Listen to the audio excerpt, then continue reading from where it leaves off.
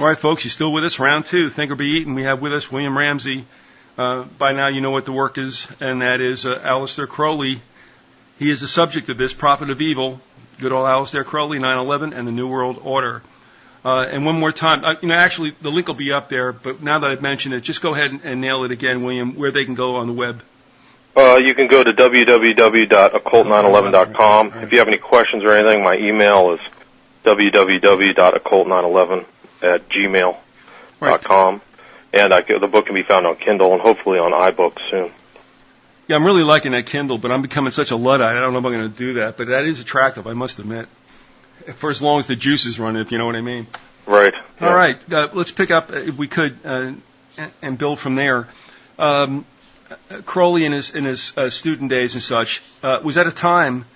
There's a lot of stuff going around in London at that time. Sir Halford Mackinder, the first geopolitician, I guess you could say, foretold what would be the prized land to, make captive if you want to have the last empire.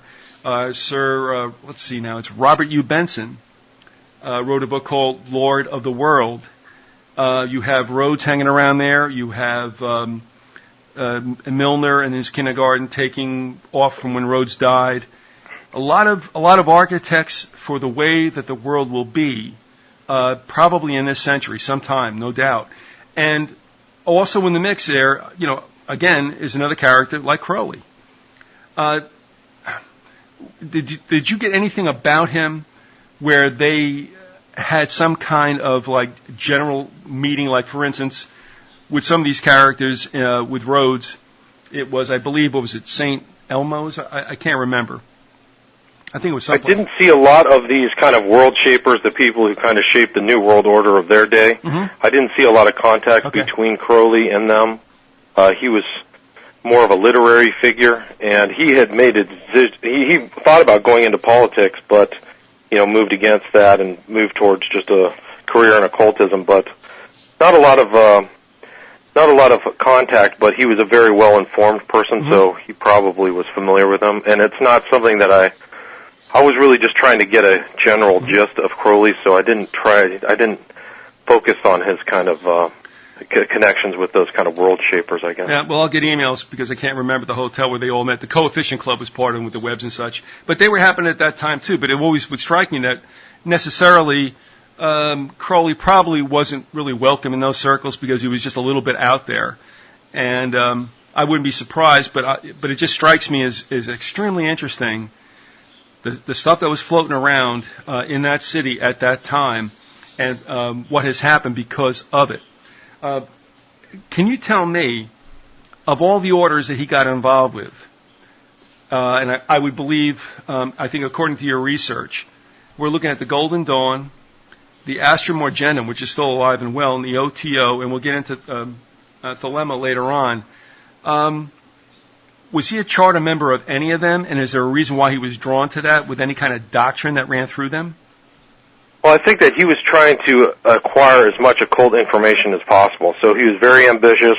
He had tons of free time, and he had a general idea that he would get involved in almost any occult group that would take him. So whereas somebody might say, oh, this person's straight Freemason, that's all they do, Crowley just would join everything.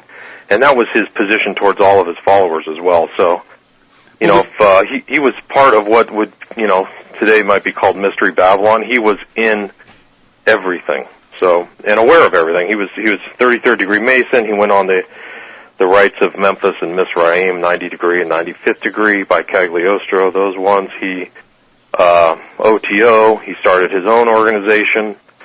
He was arguably part of witches' covens in England that, are very, there's a lot of apocryphal information regarding that. So, he was and he influenced most of them. Most of the places that he got involved with, he was always trying to educate. He was very erudite, so he thought they should basically be doing what he thought, was the correct rituals and information, etc. Well, with these three organizations that we're talking about, the Golden Dawn, AA, and OTO, that you've mentioned them and have, I guess, put them a little bit in the forefront of everything. Is that because he made the greatest inroads there, that his influence was most evident in those organizations? Yeah, I would say so. I would think that the Golden Dawn for him was more of kind of like elementary school. That's where he learned almost everything he got. He learned about the use of ritual, magical implements, how to conduct himself. He absorbed the head figure who really even Yates said this. The head figure was a guy by the name of McGregor Mathers, and he carried himself as a magician, used the implements. He spent all of his time. He's kind of like Crowley. He never really had a legitimate working job. He spent all of his time in the libraries of London and Paris uncovering old grimoires, and Crowley aped him or copied him pretty much to a T for his magical career. And as far as the AA was strictly Crowley. That's all. Mm-hmm. The only influence, the only person who wrote all the rituals, etc., was Crowley. And the OTO, the story of the OTO was it was originally a German organization started by Freemasons in Germany. It was back then termed an irregular Freemasonic group. And the people who started were also members of the German Secret Service, so you see the tie between the kind of intelligence networks and these occult groups, which still goes on today. But they actually came to Crowley and claimed that he stole some of their information, but they had come to the same conclusions at the same time, which was the taking of rituals and a lot of the ritual ceremonies and inserting sexual practices or sexual magic into them. So they became attached, and once the head of the OTO met Crowley, they made him the head of the OTO in England. So, that was basically it. And then Crowley, eventually, the former head of the OTO passed away, and Crowley took over after his passing to become the outer head of the order. Did Crowley have any kind of influence in, quote, bringing OTO to the United States? Well, that's a good question. I think he probably did. I think that he was a proselytizer as far as, his followers. One of them was Grady McMurtry, who became Hymenius Alpha, who was the next head of the OTO, and he was headquartered in Berkeley in Northern California. So for sure, there were little little groups and lodges. There was also a lodge in California. It was called the Agape Lodge. Mm-hmm. And Jack Parsons, people might have heard of Jack Parsons and L. Ron Hubbard were affiliated with that. Well, I tell you what, that was I'm scribbling these notes with a magic marker here, and one of them I was going to say is whether JPL and Parsons had any kind of direct dealings with Crowley. Do I assume they had? Oh yeah, for sure. I mean, there was letters. The missives between Parsons and Crowley still exist. They were in contact. Crowley had a controlling hand apparently in the Agape Lodge. One of the guys who was the head of it, I guess, went down a wrong path, and Crowley had him removed and installed Parsons as the head. So Crowley was still, had his dictatorial involvement even, and this is later on in his life, in the late 30s or early 40s. So there was still contact. Crowley was known to he traveled under a variety of different names. He had all kinds of pseudonyms. He wrote under different names, but he traveled to one of the followers who was in Vancouver under a different name. So yeah, this was common behavior, to be in contact with his followers. Did Parsons meet an untimely end? Do you remember? Yeah, Parsons was he was a rocket scientist, and he was always doing experiments. He was one of the first people to put together a propulsion system, a jet propulsion system. He was doing experiments in his basement. No, it's a garage, and he dropped a fulminate of mercury, which is very explosive, and it killed him. Can't remember the date. I'm just wondering if it was in an accident. If you catch my drift.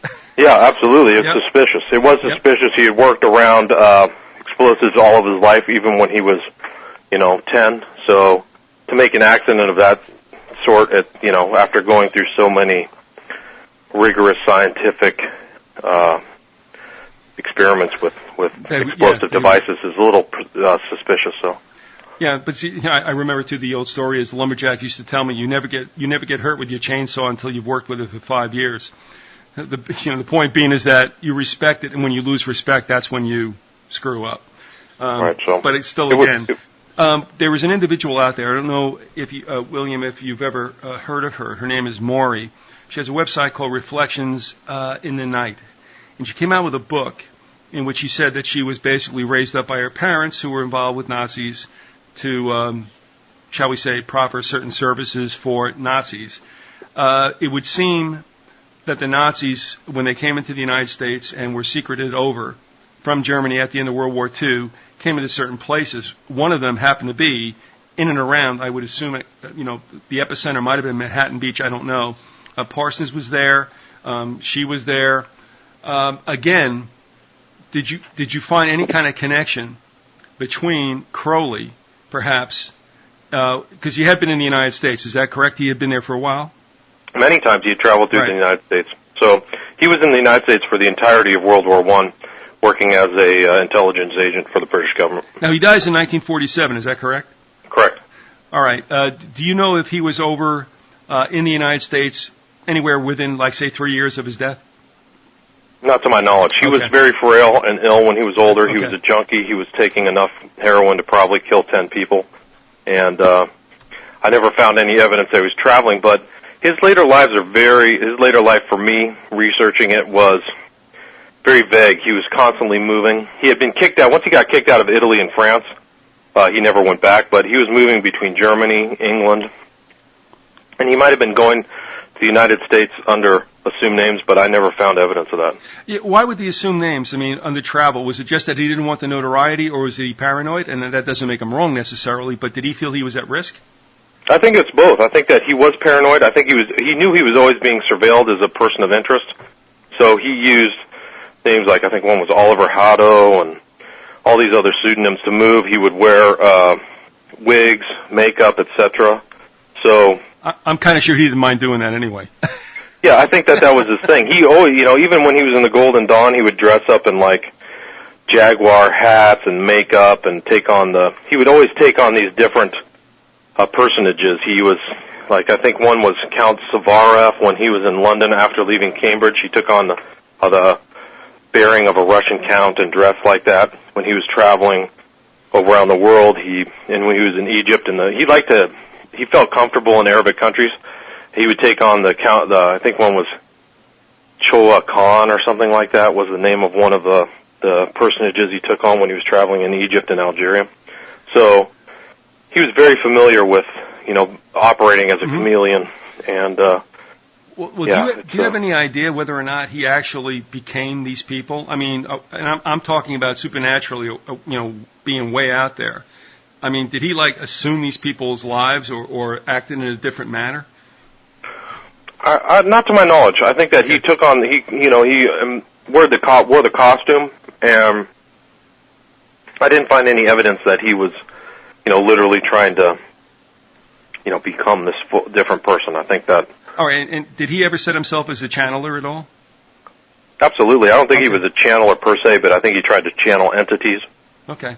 And he was used as a scribe. So, I don't think a channeler as in, he was put out to rent where 3 people would come and ask him questions, although that might have been the case. I didn't really get too much into his ritual practice, although he was definitely, he was always trying to see wealthy people. He ran out of his money when he was about 45 or 40, and so he was dependent upon gifts from wealthy people. So he was definitely trying to get more followers, and he was always looking for money. So there were times I've read some stuff about him doing readings from his magical works to wealthy socialites, etc. So he was just shucking to get some money, huh? Yeah, he was using the magic to get some money for sure later in his life. He was dependent upon his followers. They were always sending him money at his boarding house, which was a nice boarding house in Hastings. That's where he passed away, and he was dependent upon their largesse. Well, that's probably one boarding house I would never want to go into, but yeah, I wouldn't either. No, we'll pass on that. Did you have come across at all? Again, this is more voyeur stuff, but did he and Houdini ever get a chance to talk to you? Can you repeat that? Did he and Houdini ever hook up? Oh, Houdini? Not to my knowledge. I didn't get any contact like that. All right. But moving on, there is one chapter of his life, I guess, in a group that I am not familiar with. Although I understand thelematic writings. But what about the Abbey of Thelema? That's a good question. So he started his own kind of abbey. His abbey was located at the northern point of Sicily in a little bay. It was called the city's Cefalù, and he got a farmhouse and converted it into a place of magical training. He brought his paramour, or his Scarlet Woman of the time, Leah Herzig, and their nanny, who he eventually started a relationship with as well. So they both had his child. And he basically practiced magic. He invited people from all over the world to come and learn under his tutelage. And he kept, continued writing, etc. He was there from, I think, 20 to 24 until he got kicked out by Mussolini.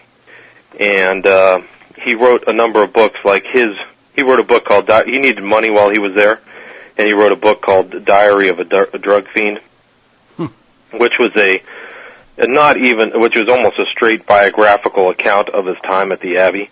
And, Thelema was his important word. It was the Greek word for will. Mm-hmm. And in the Kabbalah, under the gematria, where a word can be translated into a number, its number is 93. So that's one of the most important doctrines of his, is the importance of the human will. And so his time, he's always followed. There are all kinds of writings about him traveling to the Abbey, but he brought all his followers there. They, in the center of the Abbey, there was a huge ritual pentagram where they would have rituals.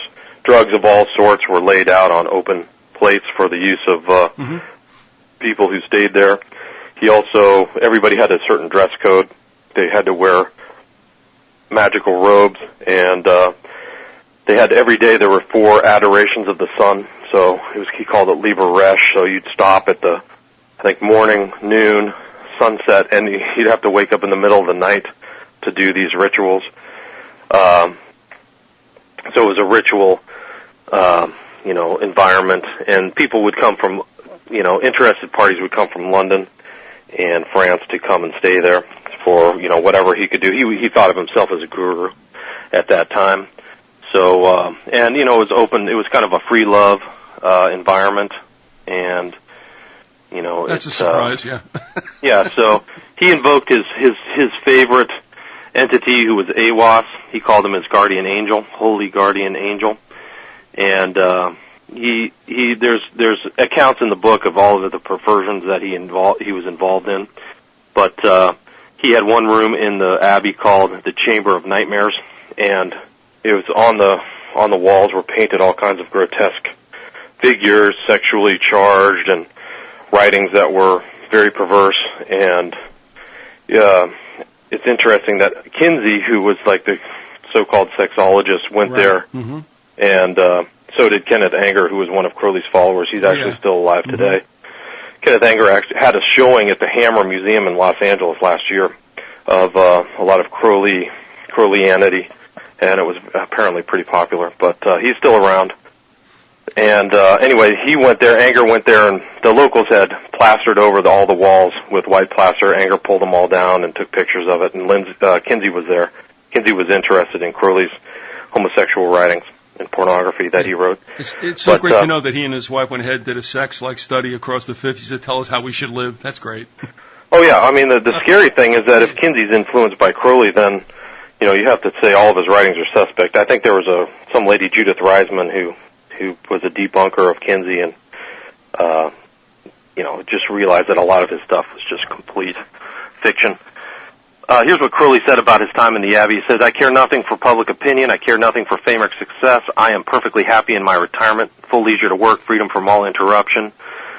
Cefalù realizes my idea of heaven." So his idea of heaven was free love, drugs, perverse pictures on the wall, and it was pretty brutal. Oh, gee, that was San Francisco in 1966, and he missed it. Yeah. So.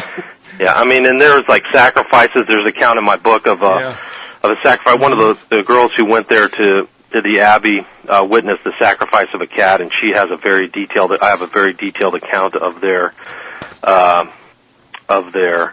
practices there. There were all kinds of things that, the goats were sacrificed. He accounted in his he said, while his time in the Abbey, he said, I've infected the round world with corruption. So he knew what he was doing. There are two movies that are very upsetting to me. The Exorcist pales in comparison to these two. One of them is Angel Heart. Are you familiar with that? Yeah, very familiar. Okay. And the other one is, I will not watch that again, by the way. And I'm serious as a heart attack. I cannot watch that again. The second one is Eyes Wide Shut. Very disturbing. Not because it's fantasy, because it's based on fact. Would you agree with that? Yes, absolutely. I would say Eyes Wide Shut is for sure. I don't know about Angel Heart, but it's interesting. It's definitely, yeah. No, I mean, for obvious reasons, I won't get into it. Not that I'm so lily white, but Angel Heart. I watched it twice. That was the end of it. I haven't seen it probably in 30 years or whatever. It came out in the early 80s. It was on the other day. My wife says, "By the way, Angel Heart's on." I'm like, "Can we pass on that?" She goes, "Absolutely." I'm not doing it again. Yeah, it's pretty dark. Yes, it is. It absolutely is. It was a well-done movie, but because of such, my soul doesn't need it. But Eyes Wide Shut is also very upsetting. Not because it's fantasy, because it is the way things are inside those circles that most Americans have no idea goes on. And in a way, it's good that they don't. But in a way, it's sad that they, well, not sad, but it's dangerous that they don't, because, that's what's going on out there. They have no ideas. And here's where I'm going with this whole thing, William. When you get to that level, which I'm sure Crowley was at, you're talking about complete debauchery, and we're also talking probably about snuff rituals. Would you agree? Yes, absolutely. Can you expand on that at all? Not you have to, but Well, there's not a lot of writing of him writing like specific times, but he refers to in a couple of his writings to child sacrifice. Yep. There's also a lot of these blood rituals with cats and goats that were witnessed. He had a lawsuit in 1934 where one of his old friends accused him of a baby disappearing at Cefalù, and it started a lawsuit. He sued her for slander or libel, and or slander, I think, is the verbal. But right. These were bandied about. I think that one of the most perverse things that he ever wrote was The World's Tragedy. It enters with him as a magician sacrificing a baby in front of a statue of Pan, who's a representation of the devil. So there's also his final book that was published posthumously was something called Magic Without Tears. Magic spelled M-A-G-I-C-K.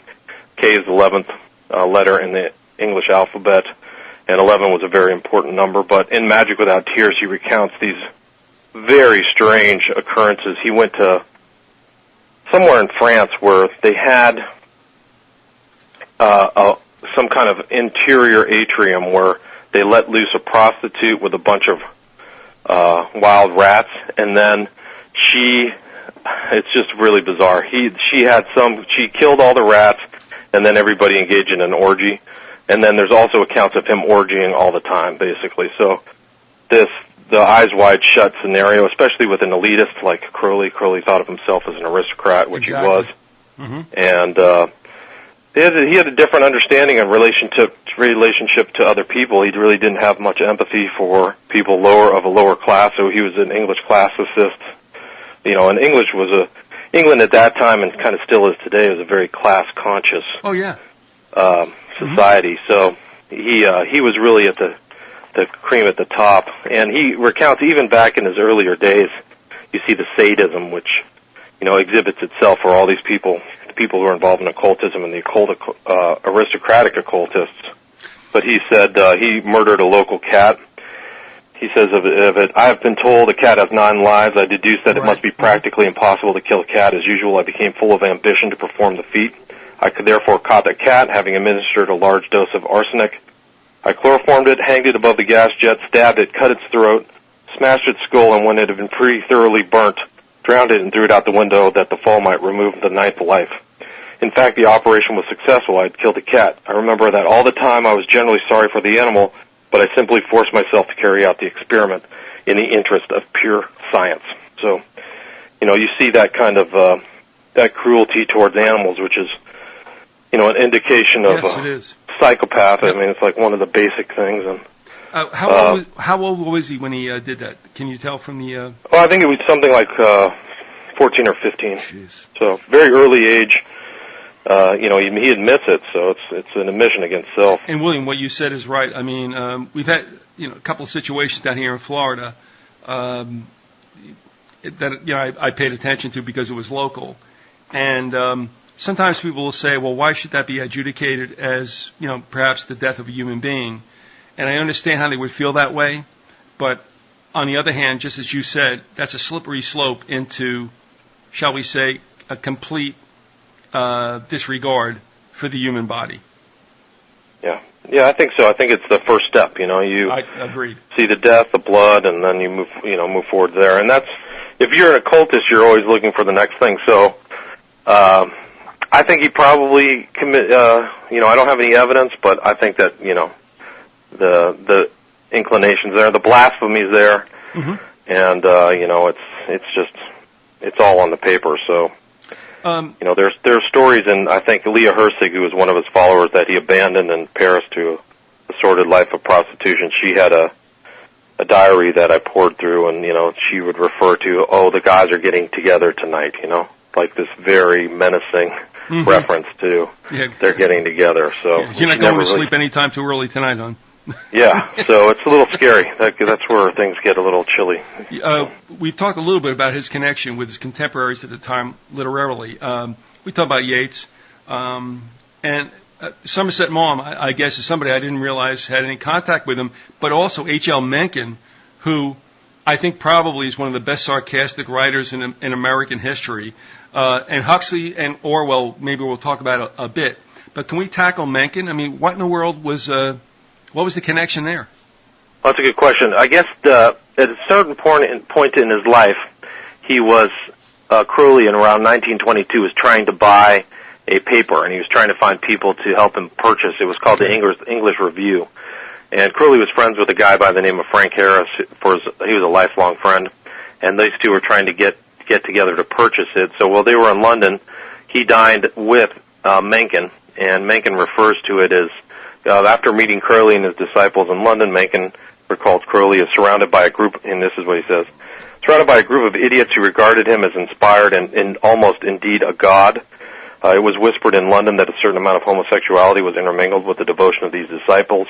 I avoided him as much as possible, but after I got home, and this is the U.S., I think Mencken lived in... Baltimore, wasn't he? Baltimore, yeah, Baltimore. But after I got home, he began bombarding me with mystical literature, all of it laboriously printed and brought out at his own expense. He became, in the end, the recognized head of all the English occultists and a figure of some consideration in the life of London. So, these people have, thank God they write a lot and leave, but so they give a good insight on the character of these other figures. Well, I would have been disappointed if Mencken had a different take, because I think Mencken was basically, I'm sorry, but no bullshit. You know what I mean? Right, yeah. And sure. I mean, so he have gone back and forth, but I mean, what you just stated, I mean, if it turned out differently, I could live with it. But because Mencken what he was, with such a really satirical, very sarcastic eye, and an accurate one as well, I'm kind of glad that it came out that way, if I could say that.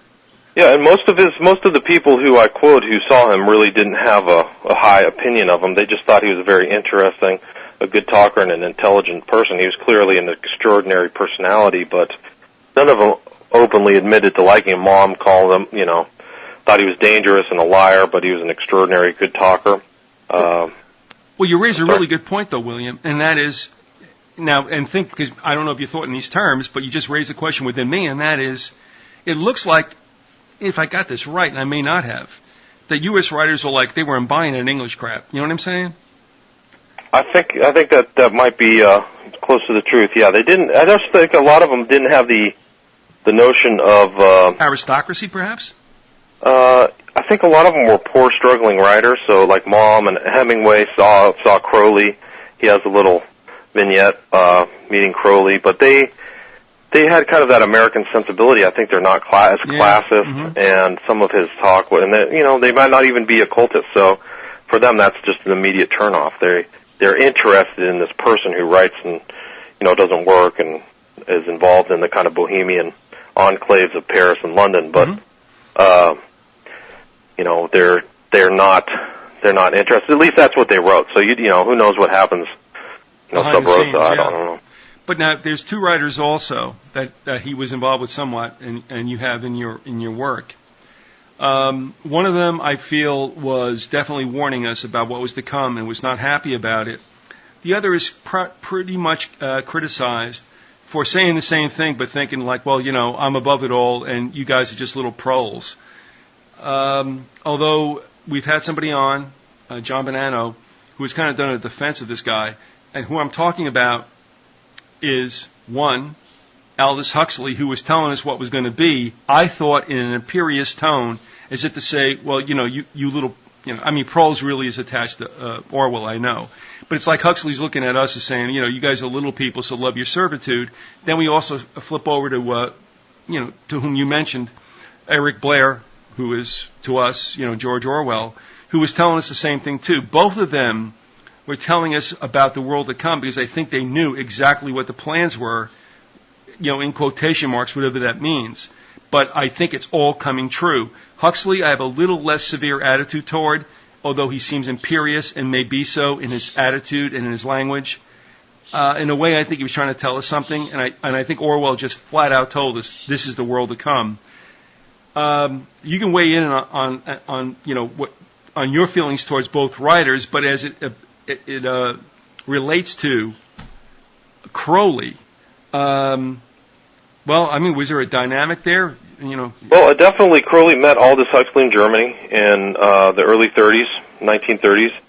He painted his portrait during his painting time. Crowley became a painter later in life, in his 30s and 40s.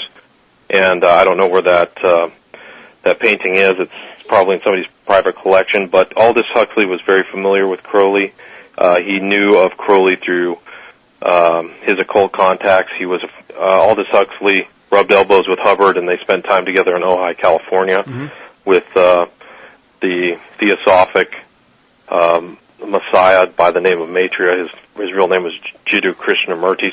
But William, can you fix a year on that, by the way? Do you know what that might have been time-wise? Are we talking 60s, late 50s, or what? 50s, yeah, 50s, if I remember. I have to go back and get my notes, but they were all, there are stories in Aldous Huxley's biographies about him and Hubbard spending nights together with, spending time discussing and spending, being part of the same social clique. So you have a follower of Crowley who is part of the Agape Lodge, rubbing elbows with the guy. Aldous Huxley wrote Brave New World. He also wrote a book, I think in 1928, called Do What You Will, which is almost a direct recitation of Crowley's dictum, which is do what thou wilt shall be the whole of the law. And by the way, is Crowley the author of that? Of Do What You Will? No, that was Aldous Huxley. It was Huxley that said do what thou wilt will be the whole of the law? No. As far as Crowley kind of borrowed that phrase, it goes back to Rabelais in his play Gargantua. It also comes from the Hellfire Clubs of Sir Francis Dashwood in the late 18th century. The entrance to the Hellfire Clubs had a French phrase that basically equated to do what you will. So Crowley made that a do what thou wilt shall be the whole of the law, which is 11 words, 11 syllables, made it the primary, dictum of his religion. All right. And he actually bookended all of his writings with do what thou wilt shall be the whole of the law, and then when he finished everything, he wrote love under law, love under will. And that was that was what you're supposed to, when you address a fellow Crowleyite, you say, do what thou wilt shall be the whole of the law, and they're supposed to respond, love under law, love under will. All right, the reason I bring that up is that I had never heard that dictum before until there was a guest on Coast to Coast and a caller that came in, and Ian Punnett was on watch at the time, and a caller came in knowing that the other was Astro Argentum, right? And he said, do what thou wilt, and the other one said, shall be the whole of the law. And Ian Punnett goes, whoa, what happened there?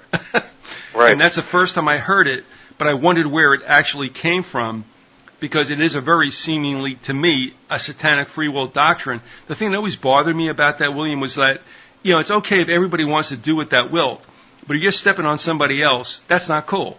And it doesn't seem to be part of it. It seems like a very selfish philosophy. Agreed. I think it is. I think you don't pay much heed to Anyone else? anybody else. It's not, do unto others as you would have them do unto you. It's more of like follow whatever you want, follow your true will over everything else. So, agreed. It's very selfish and egocentric.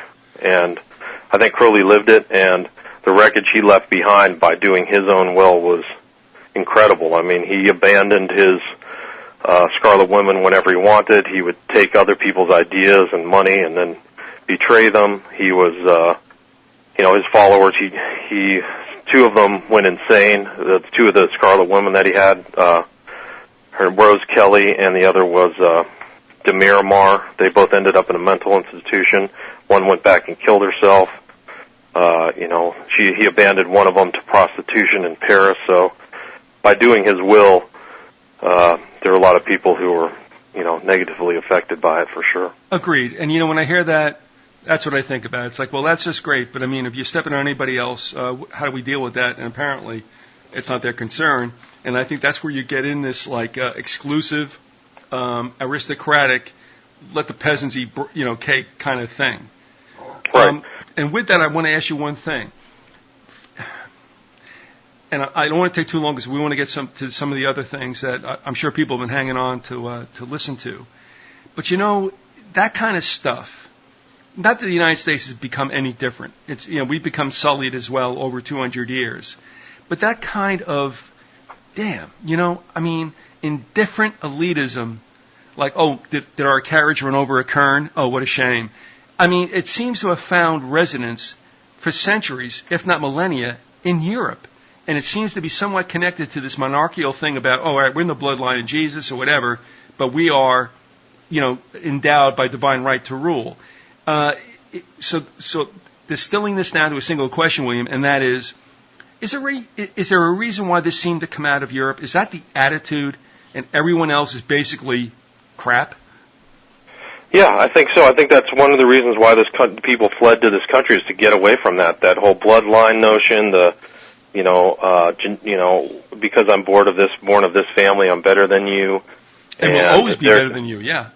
Right, they just are, just because they were born. I mean, and, that's kind of grown up in this country. It didn't used to be as prevalent, but now that there's old aristocratic bloodline families here that have been around for generations, you see that attitude has crossed the pond. You have people who've been to Yale for 3 generations or Harvard, and they think they're just innately better. And Crowley has said as much. He thought that the ideal society for him was a feudal society. He didn't,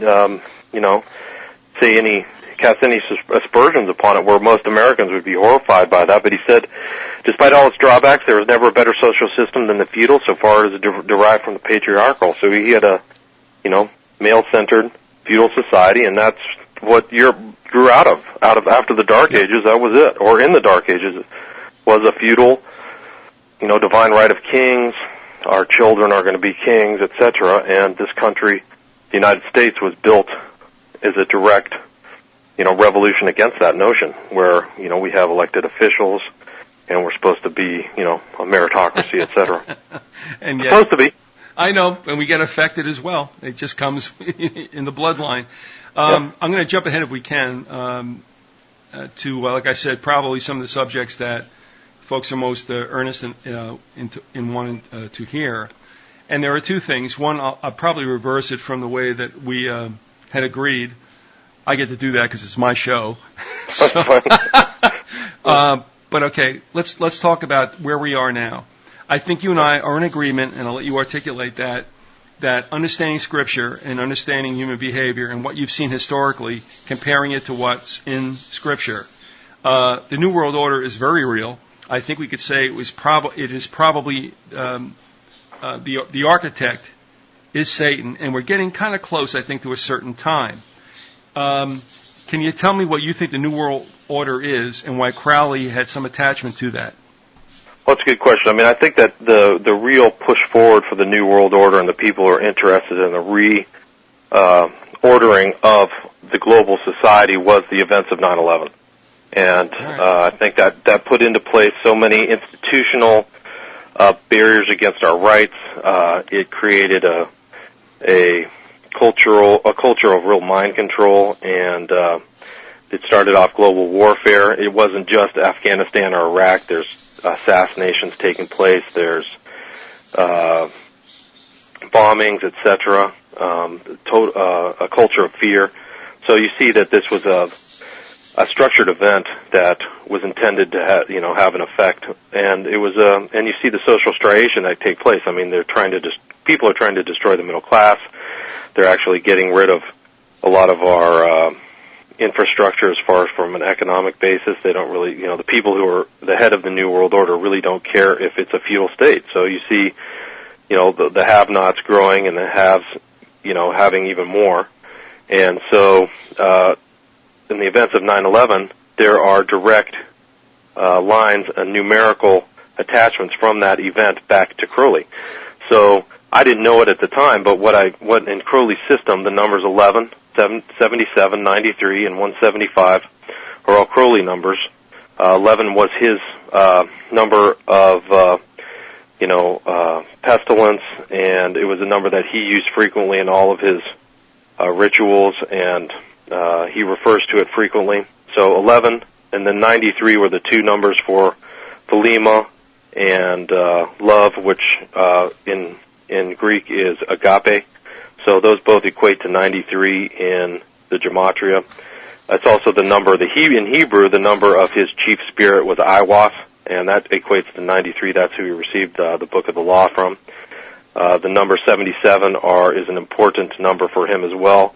That number is the number of the septenary, which he called, an essential number. It's also the 77 numbers of the devil in Sandor LaVey's Satanic Bible. So you'll see that number referenced there. And he said that 77 is it's a mystic number. It also equates to the name Oz, O-Z, so that kind of puts you in kind of Frank L. Baum territory, theosophist information. And 175 was a number that in his system, when he systematized all of his writings into the AA, he gave each book a number. And book 175 was a ritual where you bind yourself to a deity. And, you can imagine what deity people are binding themselves to with 175. But so those numerical codes are there, and a lot of people don't know that, and people who have been studying 9/11 are not aware of that. I wasn't really aware of it either, but that's part of the trick of the event. And then, you see the New World Order, and Crowley's, one of his things that he repeated a lot was the slave shall serve, and so you kind of see this kind of new slave state coming into view. I think John Coltman, the guy who's written the Committee of 300, he also references the notion of a new feudal society. So, it's going to be, disease, war, famine until there's very few people left. Well, and it's aristocratic. I mean, you want to see this, he wanted an aristocratic revolution.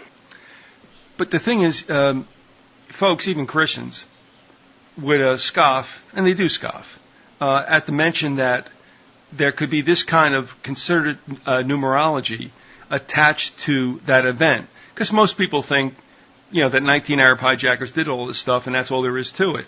But my point to you is, and we talked about this, off mic, and that is, if you're dealing with the master conspirator, and I think we are, and I think you agree we are, I mean, all this stuff to me, and understand my phraseology here, amongst those characters, as we said with Elitis, I mean, they're laughing. It's a wink and a nod. It's like, well, we told you we were going to do it. Don't you get it?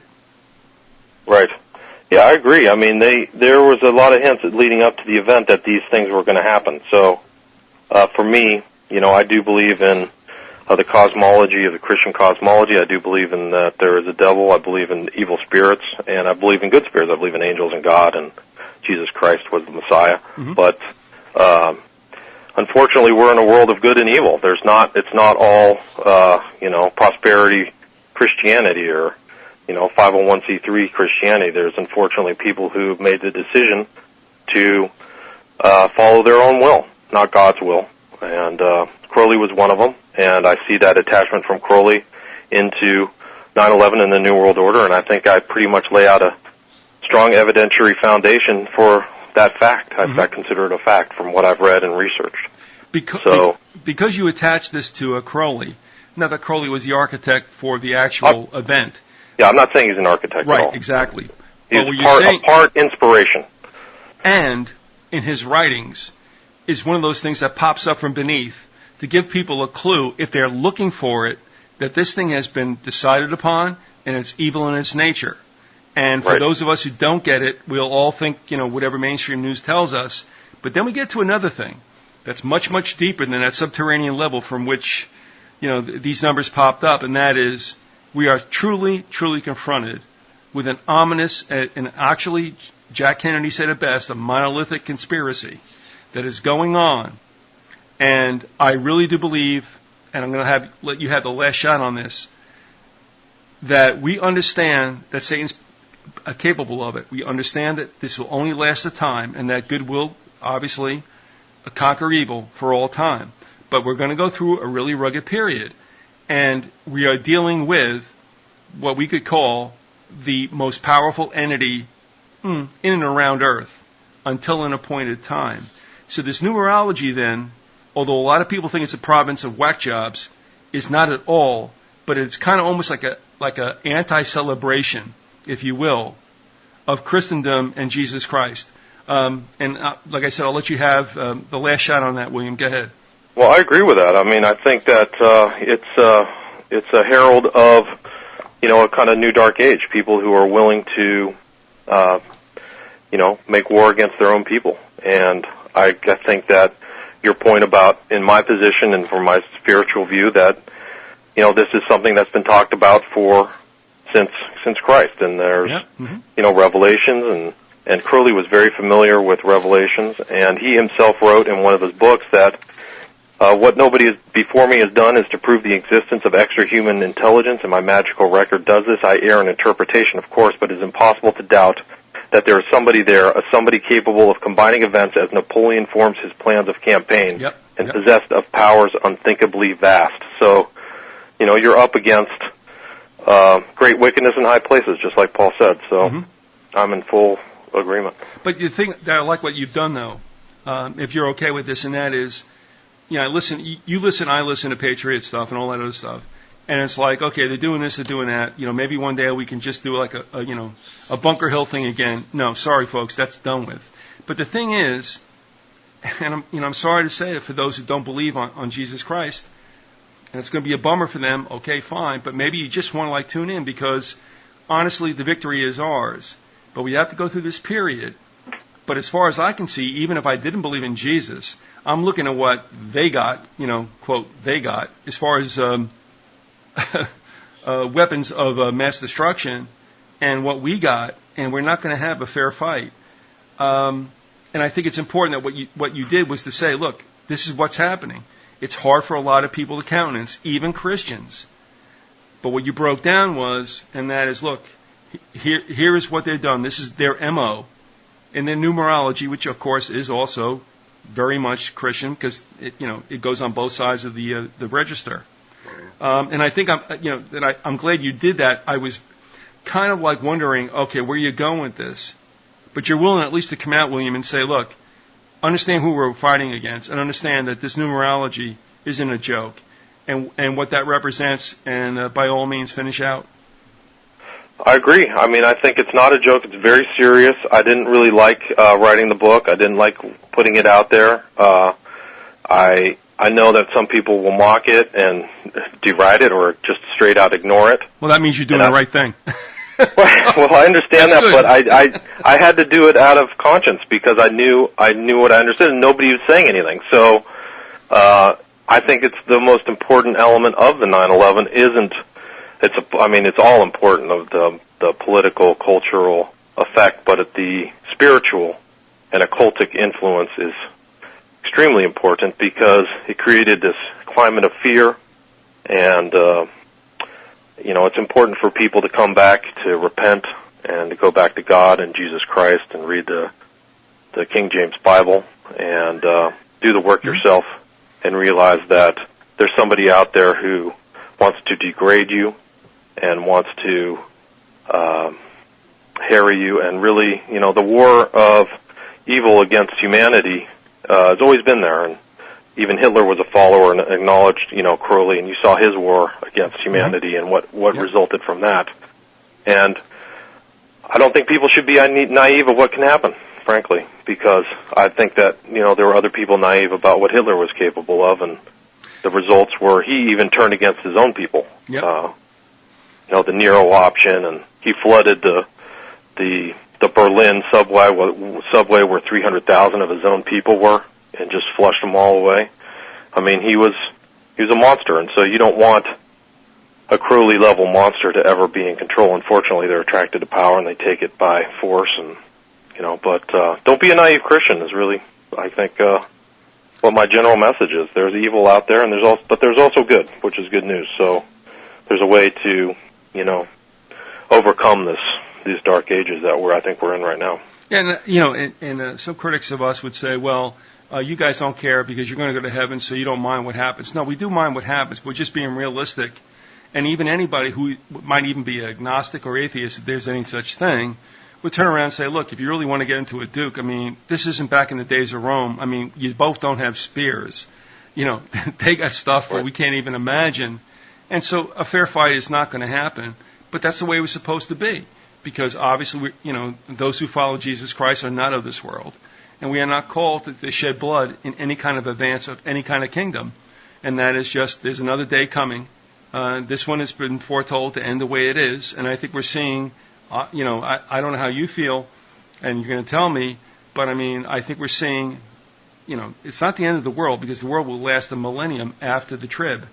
But we're seeing, I think, the birth pangs, the very nasty birth pangs, of a period that is foretold in Revelation. I agree. I totally agree. I just see it. I think that they've been passing off, at least the presidency of the United States goes from one occultist to another. I mean, the names may change, but Obama is not the savior. He was a complete liar and a fraud. He's still a fraud, but unfortunately, things really haven't changed for the better. No, and you can't be anything else and expect yourself to be in the White House. Those people are bought and sold. Another whole situation with trying to tell Christians that Jesus didn't really want us to get involved in this kind of stuff. I mean, that was not what he wanted us to do. And so you're right. I mean, do we like Obama? No. Do we like Bush? No. We don't like. No. I mean, they're pharaohs and they'll do what they do, but they are not. They're allowed, but they are not blessed by Jehovah. Yeah, it's unfortunate, and the sad thing is that there's so many Christians out there who pledge their allegiance to these people, and they're nothing but they're not even Christians. They're against, I think, what God's will is. It's man's will. So, just going back to Crowley, I think that if the spiritual implications of Crowley's doctrines of the human will tends to be very corrupt. It's full of greed and lust and ignorance, and that's when things get scary. Is if you're making a doctrine based on the human will. For me, it's you're opening yourself up to a lot of evil actions. William, good point. And honestly, life goes on from here. Bodies get destroyed, but souls don't. There is infinity for all of us. I guess it just depends on where you wind up. But the work that you did, and we're going to talk about this more because there's so much more to go on, and hopefully we can get on maybe with a live show with Randy on the Watchmen, because it really means so much more. And people I would like to have come in and ask questions, which they can't do in this situation. I appreciate the time that you have given us. And really, it is a very, very expansive topic. It is very impacting. And in a sense, it is a little bit, shall we say, not pleasant. But it's the reality. And I think that's what we have to gird ourselves for. And having done that, perhaps the hard landing won't be as hard as we think it will be. William, once again, your website? The website is occult911.com, and you can get the book on Kindle if you're interested. If you have any questions, my email address is www.occult911@gmail.com. And folks, we might pop up again on another site, and also William has done other interviews. And I don't mind, William. Do you want to tell people where you've also spoken? I think I did I did two for Oracle. I did one for Rob Chowda and Charlie Giuliani, if you're interested. And then there's a local LA Talk line here. The guy's name was Extract, where the information or what I imparted was maybe a little different than this show. So people might find that interesting. No problem. Listen, I thank you for being with us, and I think we're going to talk again. I assume we're going to catch you down the road, but thanks a lot for visiting Think or Be Eaten. Great.